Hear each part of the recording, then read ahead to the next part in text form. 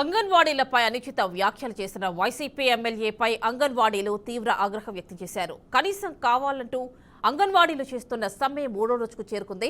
రాష్ట్ర వ్యాప్తంగా అంగన్వాడీ కేంద్రాలను స్వాధీనం చేసుకోవాలని వీఆర్ఓలకు ప్రభుత్వం ఆదేశాలు జారీ చేసింది. దీంతో పలు చోట్ల వీఆర్ఓలు అంగన్వాడీలను స్వాధీనం చేసుకుని తాళాలు బద్దలు కొట్టి సెంటర్స్ ను తెరిచారు. ఈ నేపథ్యంలో అంగన్వాడీలు తీవ్ర ఆగ్రహంతో ప్రభుత్వంపై మండిపడుతున్నారు.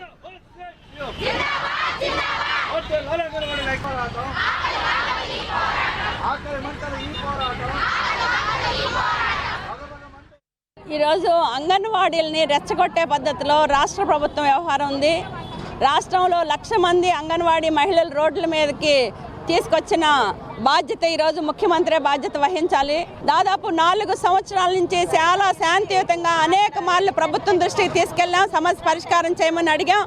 ఏమాత్రం చలనం లేని కారణంలో అనివార్య పరిస్థితుల్లో ఈరోజు రోడ్ల మీదకి రావాల్సిన పరిస్థితికి నెట్టబడ్డాం. ఒకవైపు ధరలు పెరుగుతూ ఉన్నాయి, పనిభారం పెరుగుతూ ఉంది. ముఖ్యమంత్రి గారు ఇచ్చిన మాట కనీసం నెరవేర్చలేదు. కనీసం తెలంగాణ కన్నా అదనంగా వేతనాలు ఇవ్వాలి, కనీస వేతనాలు ఇవ్వాలని చెప్పేసి అడుగుతా ఉన్నాం. సుప్రీంకోర్టు తీర్పును అమలు చేయాలని చెప్పేసి అడుగుతుంటే ఇంత న్యాయబద్ధంగా ఈరోజు చాలా శాంతియుతంగా మేము పనిచేస్తూ ఉంటే అంగన్వాడీలకి ఇస్తుంది హెల్పర్కి 7,000 రూపాయలు. ఈ ప్రభుత్వం ఈరోజు వర్కర్కి ఇస్తుంది 11,500 రూపాయలు. తిని